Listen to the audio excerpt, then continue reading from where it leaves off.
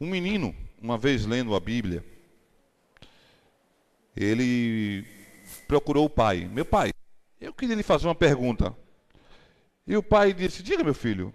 Ele com a Bíblia na mão disse, meu pai, o povo de Deus não era israelita? Aí o pai falou, sim, meu filho. O povo de Deus não era 12 tribos? Sim, meu filho, 12 tribos, muito bem. E essas 12 tribos não foi instituída por Deus? Foi. Era bom viver juntos? Era. E por que eu estou lendo aqui que eles se dividiram? E o pai começa a explicar que foi por conta do pecado que houve uma divisão entre o povo de Deus. Um dia a Bíblia conta que um homem, um rei, ele teve um filho, e esse filho, ele não foi tão bonzinho assim. Ele começou a fazer muitas coisas erradas, e por conta disso uma rebelião aconteceu, e houve uma divisão no reino de Israel. Uma divisão. E essa divisão, ela trouxe um mal muito grande para o povo de Deus. Anos depois, um rei se levanta no reino para fazer uma reforma no seu reino. Para que vocês entendam melhor o que eu estou dizendo, eram 12 tribos de Israel. E um dia ela se dividiu. Por quê? Porque um rei, filho de Salomão, chamado Roboão, ele estava oprimindo o povo. Jeroboão se rebela contra Roboão e convence as outras tribos a saírem de lá e começar um reinado novo. Eu não sei se vocês já perceberam, isso é muito fácil da gente perceber em algumas religiões que se dividem, né? O cara sai e ele leva um bocado de gente e abre uma nova religião, uma nova congregação, ele consegue levar muita gente. Isso aconteceu também com o povo de Deus lá. Aí ficou dividido em tribo de Judá e tribo de Israel. Você pode dizer, mas Israel não era tudo? Em um determinado tempo, Israel foi todas as 12. Só que agora não. Depois de Salomão, aí veio Roboão e Jeroboão. Aí ficou, Jeroboão carregou 10 tribos e ficaram 2 em Judá. E Judá, ela contemplava Jerusalém. E aonde era o lugar de adoração ao Deus eterno? Jerusalém. Aonde os povos iriam adorar a Deus? Jerusalém. Aonde estava o templo de adoração a Deus? Jerusalém. Só que eles saíram de Jerusalém e foram para Samaria. As 10 tribos saíram de Jerusalém e foram para Samaria. E aí começa a complicar. Quando eles foram para Samaria, Jeroboão pensou o seguinte: se a gente todo tempo adorar a Deus em Jerusalém, esse povo vai acabar se convencendo de que lá é o melhor lugar. E vai voltar. E ele toma uma atitude como rei não acertada de instituir a adoração também aonde? Em Samaria. E ele começa a adorar a Deus em Samaria. Uma coisa importante que nós vamos descobrir aqui hoje. Aonde você está adorando a Deus? Como é sua adoração para com Deus? Às vezes, o motivo da nossa derrota é o tipo de adoração que oferecemos a Deus. Por isso eu vou convidar você agora a fechar teus olhos e vamos entender isso melhor. Grandioso Deus e eterno Pai, neste momento nós queremos estudar a Tua Palavra e precisamos que Teu Espírito Santo fale para nós neste momento. Queremos identificar que tipo de adoração estamos oferecendo ao Senhor. Queremos entender porque às vezes somos derrotados pelo arqui-inimigo. Mas também queremos tirar lições de vitória dentro da Tua Bíblia. Fique conosco. Nos perdoa e nos usa em nome de Jesus. Amém. Ele começa agora a fazer uma adoração que não era aprovada por Deus. Vocês sabem que para ser sacerdote naquela época, quem sabe me dizer, tinha que ser de que linhagem?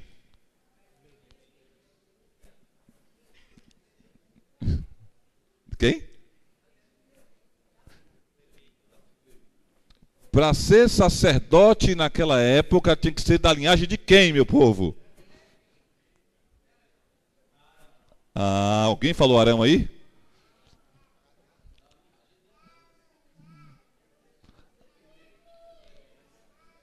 Da linhagem de Arão. Os levitas louvavam, né? Carregavam as coisas do templo, mas eles não ministravam.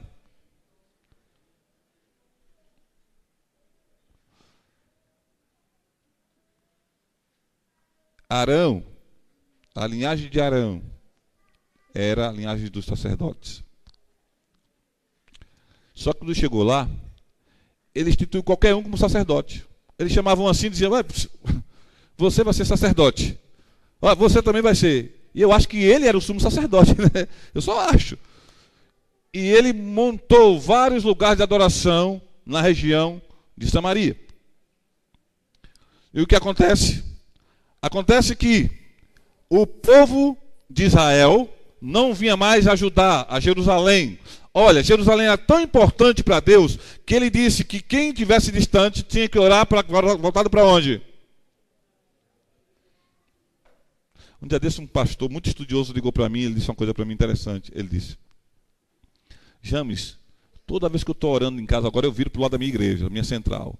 Eu disse, por quê? Ele disse, porque se naquele tempo as pessoas viravam para Jerusalém para orar, por que hoje a gente não faz a mesma coisa? E eles naquele tempo viravam para Jerusalém e oravam virado para lá.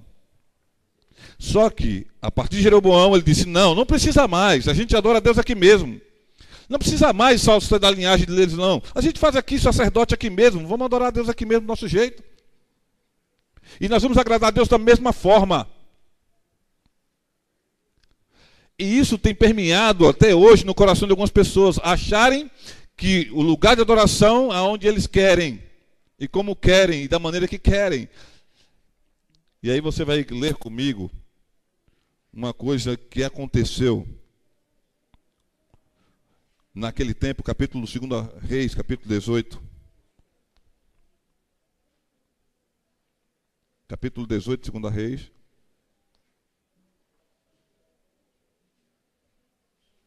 Fala de um rei que começa uma reforma. Porque nem Judá estava escape de também pecar e errar.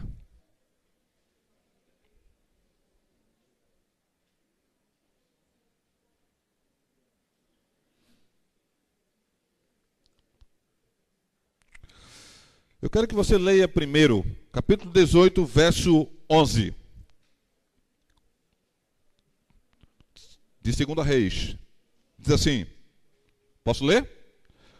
O rei assírio deportou os israelitas para a Síria e estabeleceu em Ala, em Goza, do rio Abor e nas cidades dos Medos. Isso aconteceu porque os israelitas não obedeceram a quem? O seu Deus, mas violaram as suas alianças, tudo que Moisés, o servo do Senhor, tem ordenado. Não ouviram nem lhe obedeceram. Aqui está dizendo que o rei da Síria invadiu o reino de Israel e destruiu o reino de Israel. A passagem que lemos, ela é a passagem que diz e registra o fim do reinado de Israel, o reinado de Israel, ele era conhecido por outro nome. Quem fez aula comigo aqui à tarde sabe. Quem faz aula comigo aqui sábado à tarde sabe. O nome do reinado de Israel, ele era conhecido. O de Judá era conhecido também por outra nomenclatura. E vou facilitar coisas para vocês. É sul, norte, oeste, sudeste. Como era conhecido o reino do... Já ia falar. O reino de Israel era conhecido pelo norte ou pelo sul? Sul ou norte? Tem certeza? Levanta a mão que tem certeza que é norte. Olha, Rodrigues, essa aqui, aquela lá. Esse aqui. Muito bem, assistir a aula. Rodrigues, porque já conhecia, com certeza. Queridos, o reino de Israel era conhecido como o reino do norte. E ali está registrado o fim do reino do norte. O reino do norte foi extinguido. Ou seja, acabou o reino do norte. Deus exterminou com o reino do norte. Deus permitiu que a Síria destruísse o reino do norte.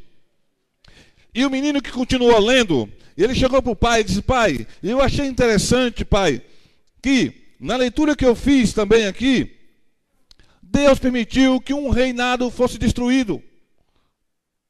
Só ficou o de Judá. E por quê?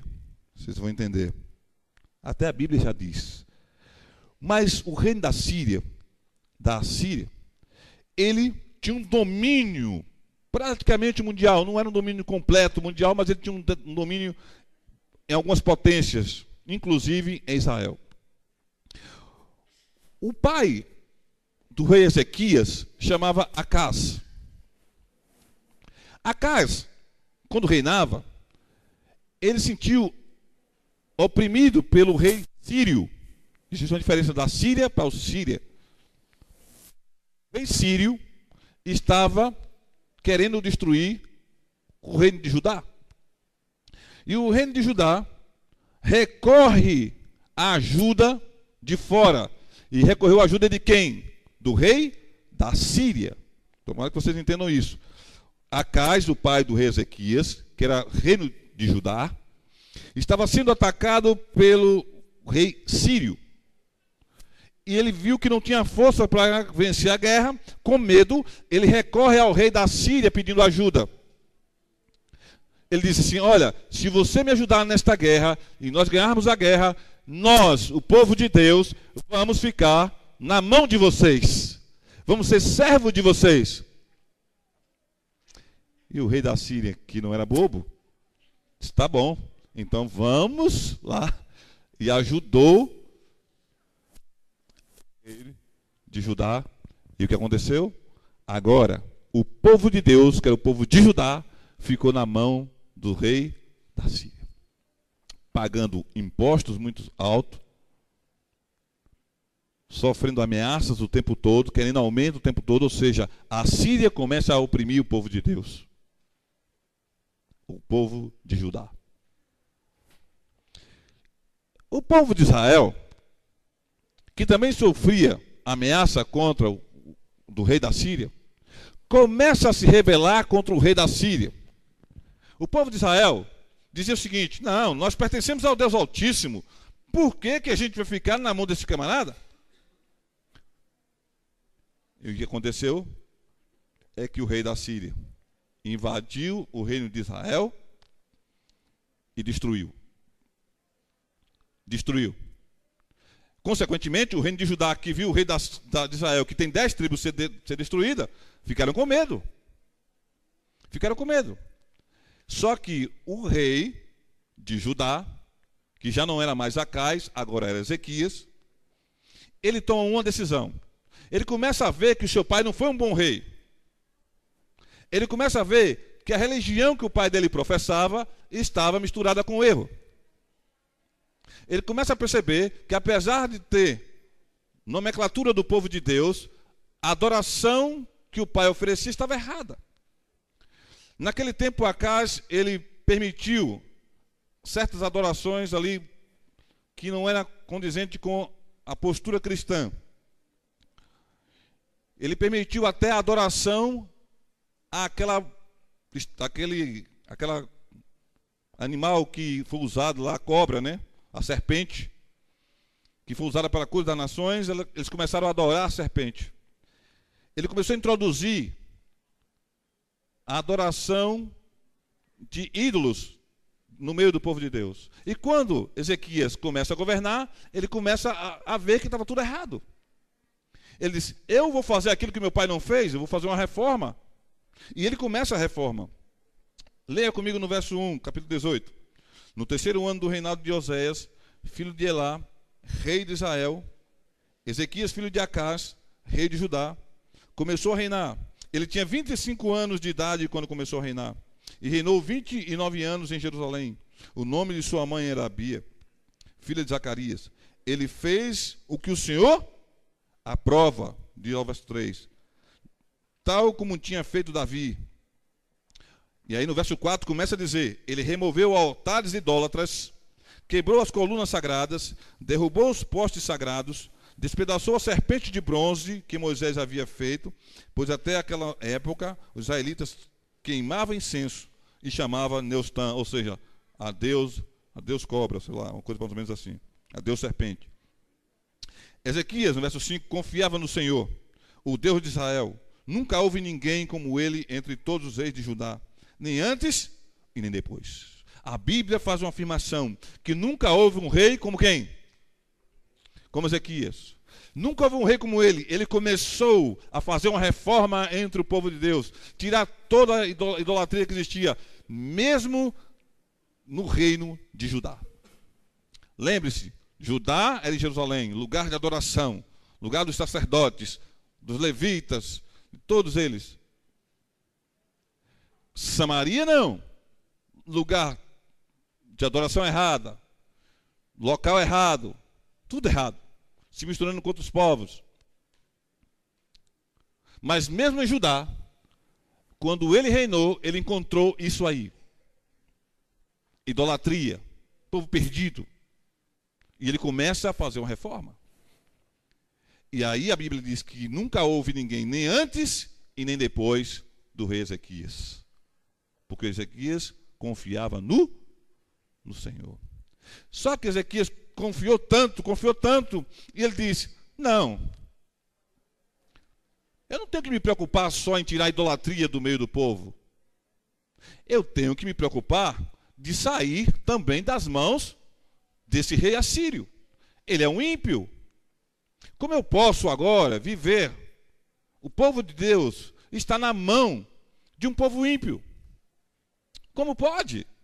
Não tem como. E ele toma uma decisão: eu não vou mais servir a esse camarada. Não vou mais pagar impostos a esse camarada. Não faz sentido. E ele começa a tomar essa decisão. Só que, continue lendo comigo. O Senhor estava com ele e era bem sucedido, no verso 7, em tudo o que fazia. Rebelou-se contra o rei da Síria e deixou de submeter-se a ele. Desde as torres das sentinelas das cidades fortificadas, ele derrotou os filisteus, a Gaza e o seu território. No 4º ano do reinado de Ezequias, o 7º ano do reinado de Oséias, filho de Elá, rei de Israel, Salmanasé, rei da Síria, marchou contra Samaria e a cercou. Ao fim de 3 anos, os assírios tomaram. Assim as cidades foram conquistadas no 6º ano. Ou seja, ele começou, em vez de começar por Judá, ele começa por onde? Por Israel. Já falei para vocês, destruíram. No verso 13 diz assim: no 14º ano do reinado de Ezequias, Senacaribe, rei da Síria, já era outro rei, atacou todas as cidades fortificadas de Judá e a conquistou. Pronto, para por aí. Ele destruiu o rei de quê? O rei de Israel. Destruiu, não é isso? Ele tirou o nome do rei de Israel de sobre a terra. Agora ele disse: vou investir contra quem? Contra Judá. Ele está pensando que ele é o quê? Quem manda aqui sou eu. E ele começa a marchar com seu exército em direção às cidades fortificadas de Judá. Deixa eu ensinar uma coisa para vocês. Naquele tempo, eles tinham um território, né? Era a terra prometida. Naquele tempo, quando eles tomavam a cidade, eles cercavam a cidade, eles muravam a cidade, com medo da invasão inimiga. Então, por isso, cidades fortificadas, eram cidades que tinham forte mesmo. Eles cercavam ali, botavam sentinela e tudo na cidade. Não era Jerusalém ainda, eram cidades que tinham por ali pequenas. E agora, o rei da Síria destrói o reino do norte e marcha em direção às cidades fortificadas de Judá. E ele começa a ganhar a guerra pelas cidades fortificadas de Judá. E sabe o que aconteceu quando ele começou a destruir as cidades fortificadas de Judá? Você sabe qual foi a reação de Ezequias? Vamos ler. Quando Ezequias soube que as cidades estavam sendo destruídas. No verso 14, acompanhe comigo, 18, capítulo 2, ou 2 Reis, capítulo 18, verso 14. Então, Ezequias, rei de Judá, enviou esta mensagem ao rei da Síria. Quem completa para mim? Quem pode?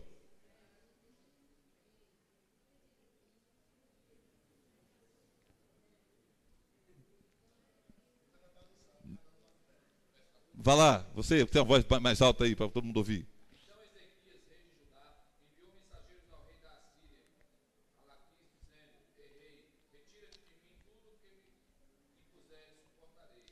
Então o rei da Síria impôs a Ezequias, rei de Judá, 300 talentos de prata e 30 talentos de ouro. E eu vou completar. Assim Ezequias lhe deu toda a prata que se entrou no templo, na tesouraria do palácio real. O que aconteceu com Ezequias? A Bíblia diz que nunca houve alguém, nem antes nem depois desse homem. O homem que confiava em quem? Em Deus. No momento que ele viu que a cidade de Israel já tinha ido, que a cidade fortificada está sendo tomada pelo rei da Síria, a Bíblia fala que ele teve medo. Teve medo. Em algum momento da história ele perdeu a confiança. Sabe, queridos, uma coisa que eu estava percebendo na Bíblia, eu venho percebendo ao longo do tempo. A Bíblia diz que não existe um justo sequer. Nem esse que a Bíblia diz que nunca houve um rei, nem antes nem depois que ele, foi tão santo e completo assim. No momento que ele viu a cidade sendo tomada, ele disse: rei, teve medo. Deixa eu dizer uma coisa para você que veio aqui nesta manhã. A nossa vida, ela não é diferente da vida do rei Ezequias. Às vezes nós queremos fazer uma mudança em nossas vidas. Às vezes queremos mudar. Queremos fazer algo. Mas às vezes tememos diante de algumas circunstâncias. Às vezes recuamos com medo. Isso acontece para os que estão na igreja, mas também para os que estão fora da igreja. Algumas pessoas que ainda não foram batizadas nesta igreja, que consequentemente elas receberam alguma ameaça, ou se não, uma suposta ameaça, ou uma influência, e elas têm medo de tomar uma decisão e elas recuam. Aquela confiança que tomaram desde o início, que começaram a estudar a Bíblia ou frequentar a igreja, ela às vezes ela é reprimida. Mas eu pergunto para você, quem reprimiu o povo de Deus? Quem fez Ezequias tomar medo? Foi Deus? Quem? Quem foi? O inimigo. O inimigo fez com que ele retrocedesse. Ele estava empolgado, fazendo reforma, sabe, querendo chegar lá, mas no momento que ele está empolgado, ele recebe ameaça. E não só ameaça, ele vê algumas pessoas caindo, tombando ao meio do caminho. E ele desiste. Talvez eu esteja falando para alguém nesta manhã que já tomou uma decisão de servir a Deus, de ir em frente na sua reforma de vida, mas diante das circunstâncias essas pessoas querem recuar da ameaça do inimigo.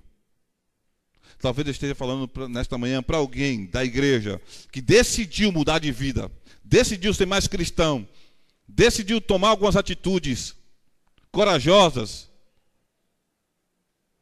mas às vezes recua, tem medo. Não está relatado na Bíblia, não está dito aqui na palavra de Deus, mas eu penso do arrependimento que esse homem teve de pegar o que era do Senhor e entregar na mão de um rei ímpio por puro medo.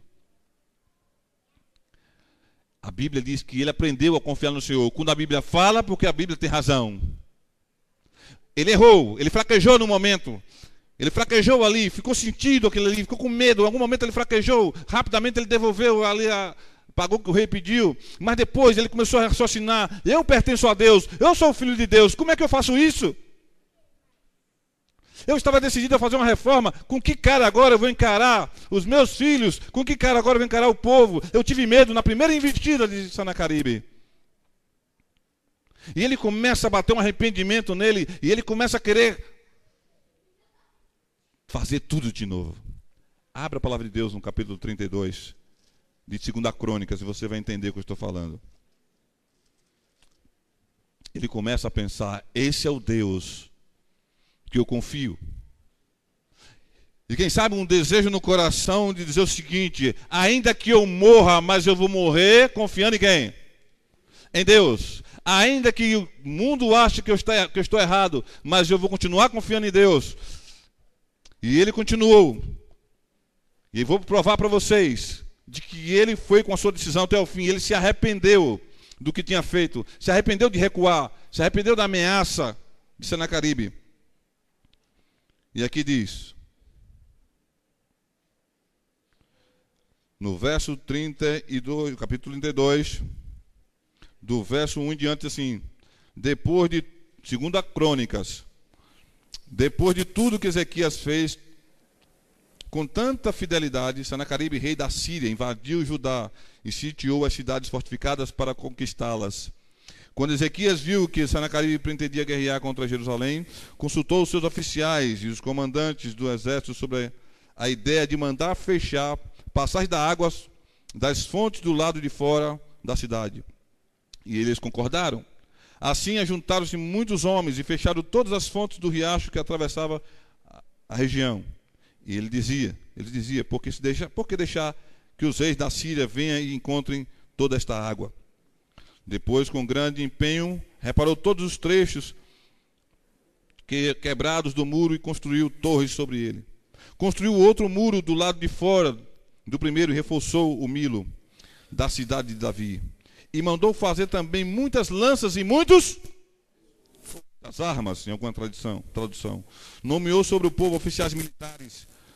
Reuniu na cidade, junto à porta da cidade, animando-os com essas palavras: sejam fortes e corajosos, não tenham medo, nem desanimem por causa do rei da Síria e do seu nome e o seu enorme exército, pois conosco está quem?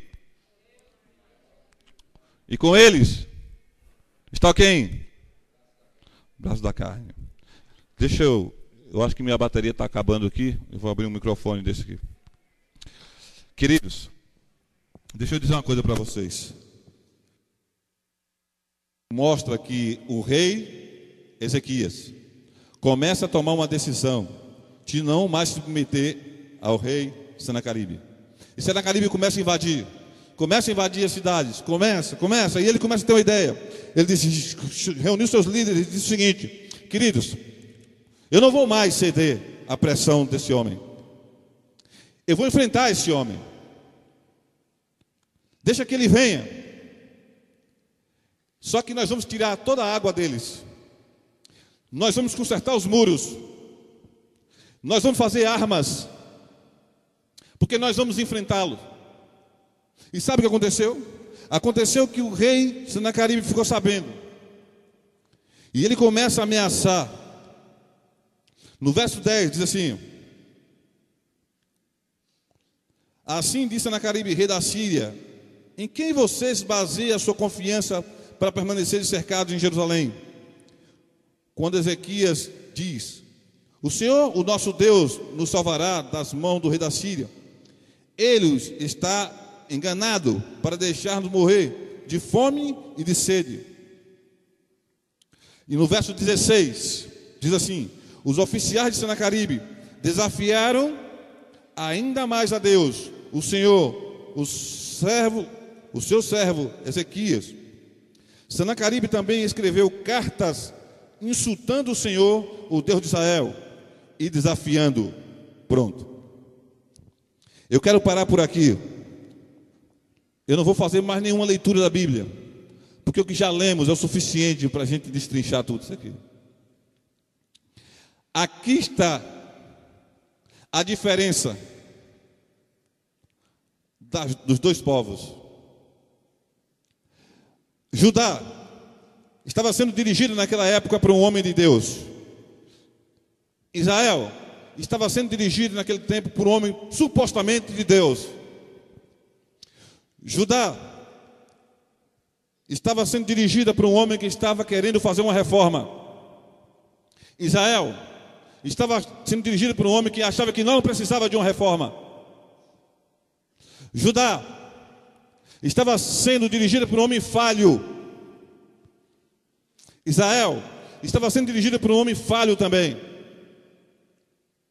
Mas a diferença estava na confiança plena, na adoração correta. Israel foi destruída porque Israel, apesar de acharem que era povo de Deus, estavam errados no quesito adoração a esse Deus. Estavam adorando no lugar errado, de maneira errada. Estavam mergulhados na idolatria. E o seu rei não tinha preocupação com isso. Judá, apesar de estar na idolatria, mas teve um homem que estava disposto a mudar. Você vai ler comigo a Bíblia toda e você não vai achar nenhum momento do reino de Israel tendo medo.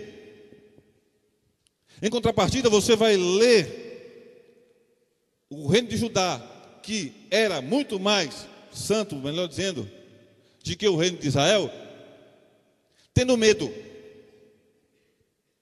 O que é que isso pode nos dizer? Queridos, vocês têm que sair daqui colocando uma coisa no coração. O problema não está em uma falha. O problema não está em um pecado cometido. Esse homem também fraquejou. Esse homem também, no momento que ele viu a ameaça, ele disse: não, eu errei. Você não ouviu Samaria dizer isso. Mas esse homem, da mesma forma que errou, ele soube compreender que estava errado e voltou a confiar em Deus e continuou seguindo, confiando em Deus. No passo que Israel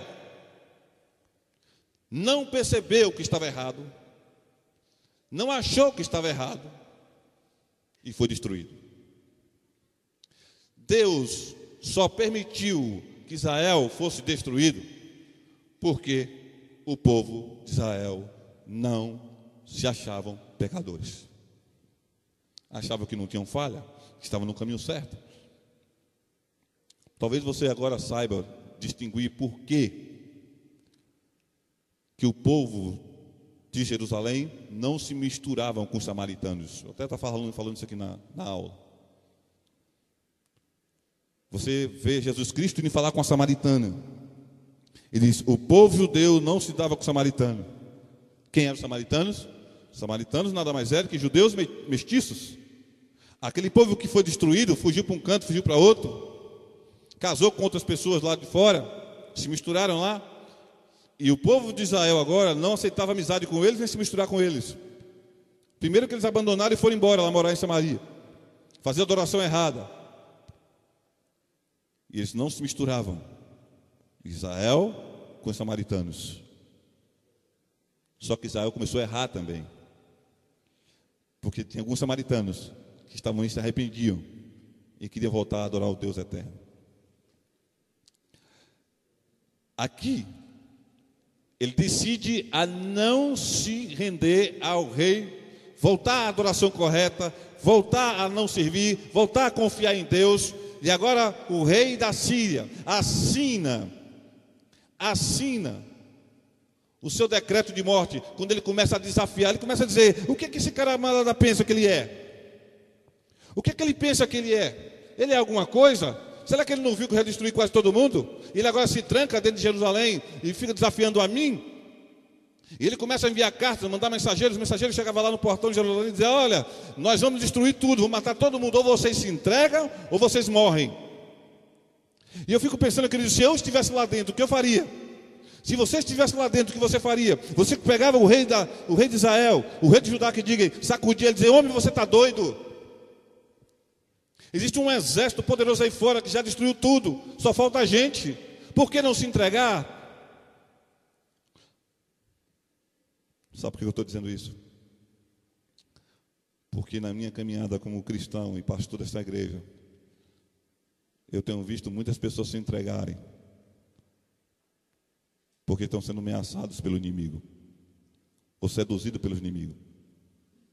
Se entregam porque eles olham e veem muita gente tombando e se entregam, se rendem ao exército inimigo. Mas a Bíblia fala que nunca houve um rei, nem antes, nem depois. Quando o povo estava ali, quem sabe com medo, desanimado, um olhando para o outro, frustrado, um olhando para a cara do outro, ele se levanta e ele diz algo muito poderoso. Ele começa a sacudir o povo e dizer: gente, tome coragem, nós confiamos em Deus, nós temos o Deus eterno conosco. Gente, vamos nos animar. Com ele está um braço de carne, mas conosco está o Senhor. Com ele está um exército de homens humanos e com nós está um exército do Senhor, queridos. É isso que ele falou, é isso que temos que entender. Nós somos adventistas do sétimo dia com muito orgulho, somos o povo de Deus, e às vezes nós não entendemos isso. Às vezes não entendemos e perdemos muitas batalhas, porque não entendemos isso e não vivemos isso. Você tem que entender que por mais que você lute, você vai perder, a menos que você confie no Deus que dirige esta igreja. Queridos, aqui está dizendo que o povo de Deus estava para sumir na face da terra. Se Ezequias se rende, se ele não aprendesse a confiar em Deus, talvez o povo de Deus sumisse. Deus tivesse que levantar outro povo, porque o reino de Israel já tinha ido. Só faltava o de Judá. Está aquele homem ali dentro para tomar uma decisão, e ele toma, mas ele toma uma decisão diante de Deus, confiando no que Deus pode fazer. E sabe o que aconteceu? A Bíblia fala que ele mandou reparar os muros. A Bíblia fala que ele começou a fazer armas. A Bíblia fala que ele começa a se preparar para o quê? Para a batalha. Deixa eu fazer uma pergunta para você. Você que é adventista do sétimo dia. Não é para os que não são ainda, para os que são. Você tem se preparado para a guerra que você vai enfrentar? Você tem preparado, tem reparado as brechas no muro? Você tem se munido de armas poderosas para vencer o inimigo? A Bíblia diz que ele começou a tirar a água do inimigo. Depois ele vai, conserta as brechas do muro. Depois ele começa a fazer armas. Ezequias começa a se preparar para uma grande batalha. E eu quero fazer uma pergunta para vocês, não se sintam frustrados. Nós começamos uma batalha de 50 dias. Como diz a irmã, será que vocês estão vivendo? Será que realmente o povo de Deus está indo todas as madrugadas a orar ao Senhor? Será que o povo de Deus está se alimentando? Estão saindo por aí dando estudo bíblico? Estão saindo por aí servindo a Deus com muita coragem, com muita vontade? Tem orado muito esses 50 dias de poder? Deixa eu dizer uma coisa para vocês, mais uma coisa nesta manhã. Queridos, não foram as armas que fizeram ele ganhar a guerra.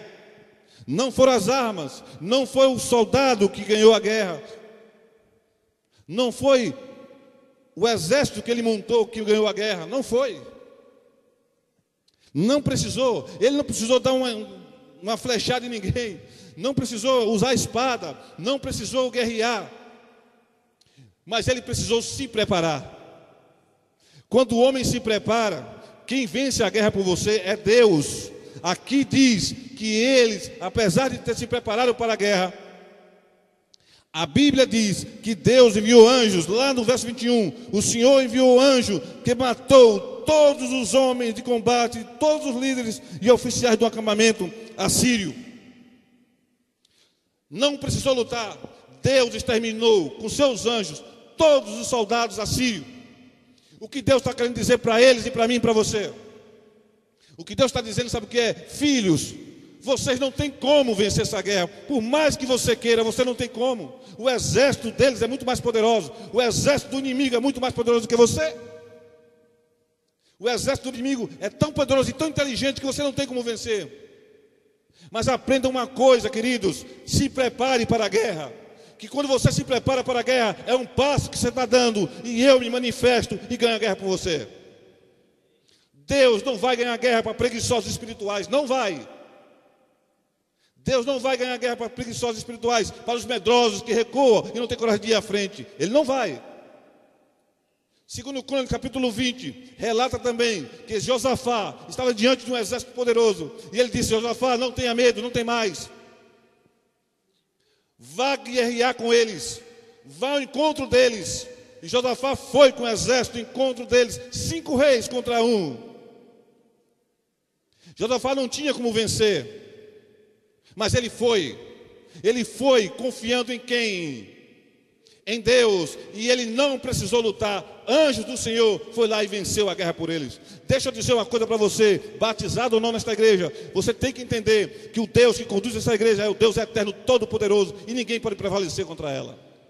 Ninguém prevalece contra você. Você é o todo-poderoso. Por quê? Porque você é poderoso com Deus. E sabe, queridos, o diabo treme quando vê você se preparando para a guerra, porque ele sabe que quando você se prepara, quem vence a guerra não é você, é Deus. Mas sabe por que nós estamos perdendo a guerra? Alguns, porque não estão se preparando. Como está a tua adoração? Você tem vindo à igreja a adorar a Deus, ou você tem vindo à igreja só quando tem alguém que canta bonito ou dá um testemunho forte? É dessa maneira que a igreja está se preparando, queridos? Não é. Infelizmente, a gente como pastor chora muito. É muito lindo você ver a igreja como estava aqui na sexta-feira passada, de ontem a 8. É muito lindo você ver mais de 300 pessoas dentro da tua igreja. Mas é muito triste que no dia seguinte o povo de Deus não está se preparando. O povo de Deus não está fechando as brechas. O povo de Deus nem jejuar mais faz. Hoje é dia de jejum. Eu garanto que muitos vieram aqui e nem lembraram disso. Eu garanto que muitos nem olharam o sabatinho, que hoje era dia de Vijobes. E alguns nem lembram mais, eu faço todo ano. Sabe o que eu quero dizer para você? O povo de Israel perdeu a guerra por causa disso. Não reconhecia o seu pecado. Não via o pecado. Achavam que estavam no caminho certo. Achavam que estavam servindo a Deus. E, no entanto, foram destruídos. Por permissão do próprio Deus. O povo de Judá também estava indo pelo mesmo caminho. Mas o homem de Deus trouxe um alerta. Eles aprenderam a confiar no Senhor. Secaram as águas do rio. Reteram as águas para si. Fecharam as brechas para o inimigo não penetrar. Fizeram armas de defesa e de ataque. E esperaram no Senhor, que tudo pode, e venceram a batalha. Eu quero terminar o sermão desta manhã perguntando para você: você tem se preparado? Você tem jejuado? Você tem buscado? Tem lido? Tem orado?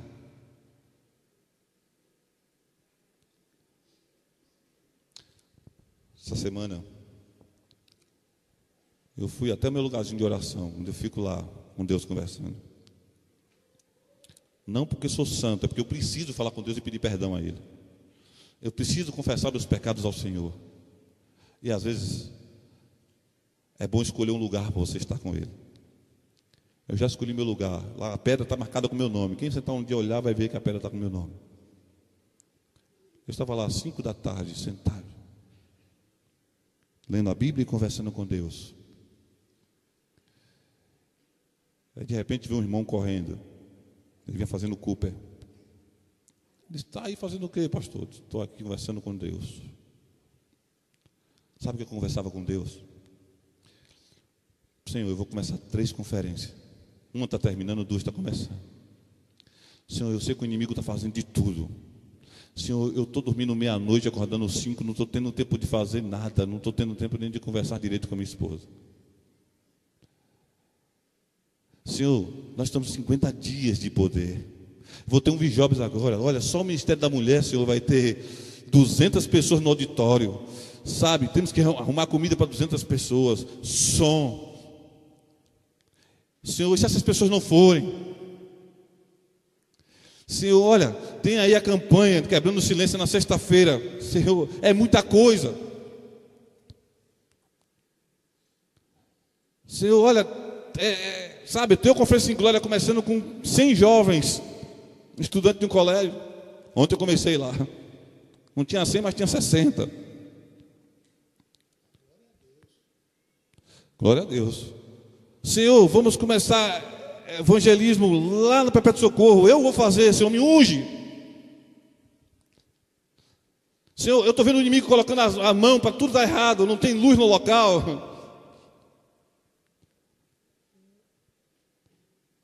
Eu estava ali me preparando para a guerra. Que eu sei que não é eu que vou vencer. Quem vai vencer é Deus. Eu quero fazer um apelo nesta manhã. Eu quero fazer um apelo para que os irmãos, a partir de hoje, se não têm se preparado para essa guerra, que os irmãos se preparem. Porque o exército inimigo está vindo com todo furor. Ele vai vir com todo furor. E se você não estiver preparado, ele vai atropelar você. Ele vai passar por cima de você. E Deus vai permitir. Porque Deus não vai agir na vida daqueles que não se preparam. Eu estou dizendo isso com muita propriedade.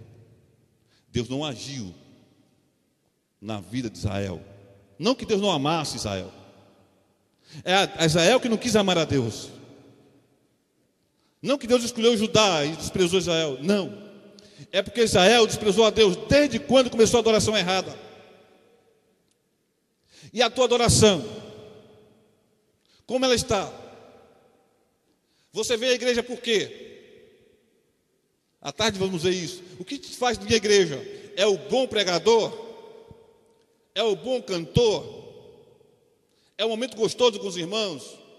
Se tudo isso faz você vir à igreja, não é ruim, não é mal, mas não é o mais importante.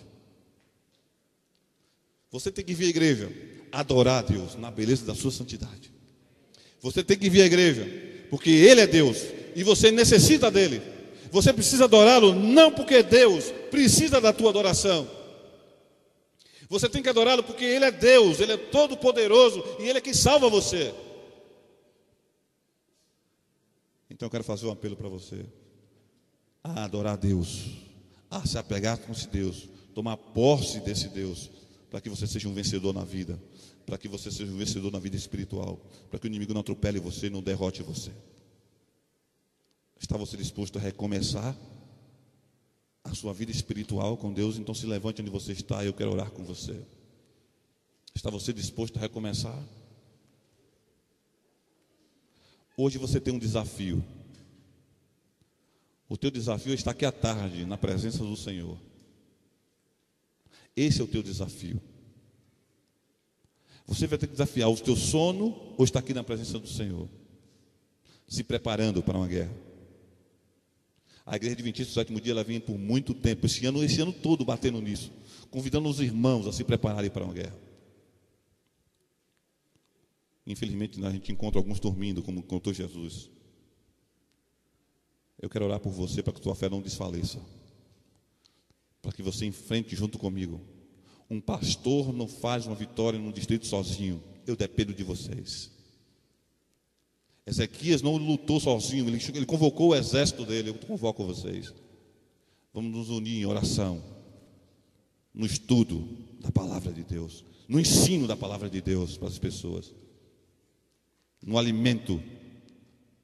Pegue material, leve para casa, estude, orem, busque a Deus, que a vitória é mais do que certa.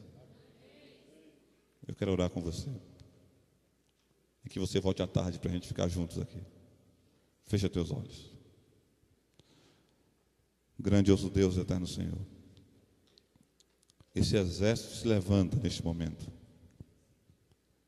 Alguns precisando renovar a fé que tem em Ti. Alguns por alguns motivos que nós não sabemos o qual. Ficaram no meio do caminho, sendo destruído ou vencido na batalha contra o inimigo. Mas se eles vieram aqui nesta manhã, se eles vieram aqui, ó Pai querido, é porque eles ainda sabem, entendem que existe uma chance. Se eles vieram para se alistar no teu exército de novo, lutar contra a sua própria natureza, lutar, Pai querido, junto contigo, para sair vencedor. Pai querido, para saírem vencedores daqui, é necessário renovar a fé com o Senhor, e é isso que eles estão fazendo. Mas também tem alguns aqui, Pai querido, que ainda não foram batizados nesta igreja. Eu oro ao Senhor nesta manhã, para que o Sanacaribe do mundo aí fora não venha amedrontar as pessoas na sua decisão. Que essas pessoas, à semelhança de Ezequias, confiem no Senhor. E se porventura alguém recuou aqui alguma vez, que o Senhor coloque o desejo no coração de te servir e ir em frente, porque a vitória é mais do que certa. Pai eterno, teremos um grande batismo aqui em setembro. Que o Senhor mova os corações dessas pessoas, que elas se rendam ao Senhor para serem vitoriosas na vida. Pai eterno, toma a tua igreja em tuas mãos, e que logo mais à tarde possamos retornar à tua casa, para termos mais um encontro contigo na beleza da tua santidade. Perdoa os nossos pecados, trabalha no coração do teu povo, e eu tenho certeza de que essa igreja será mais que vencedora. Toma-nos em tuas mãos, nós te oramos em nome de Jesus. Amém.